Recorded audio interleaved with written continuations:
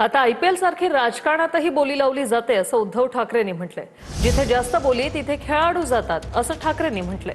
तर बंगालमध्ये सगळे बंगाली एकवटले, तामिळनाडूमध्ये तमिळ एकवटले, तसं महाराष्ट्रातही मराठी माणूस एकवटल्याशिवाय राहणार नाही असं ठाकरेंनी म्हटलंय। फक्त एकच फरक आहे, आयपीएल मध्ये कोणता खेळाडू कधी कोणत्या संघात असतो ते कळत नाही। आणि मागे मी एकदा बोललो होतो की अनेकदा आपण टीव्हीवरती मॅच बघत असताना आपण म्हणतो रे हा आपला खेळाडू आहे, नाही आता तो त्या संघातून खेळतोय, कारण क्रिकेट सुद्धा बोली लागते आणि हल्ली राजकारणावर सुद्धा बोली लागायला लागलेली। त्याची बोली आली तिकडे खेळाडू जातात। मला खरंच आनंद होतोय की या विक्रोळीकरांनी भांडूप करणं हा जो उपनिषदाचा भाग आहे, या सर्वांनी आपला भगवा आणि मराठी ठसा कायम ठेवलेला आहे।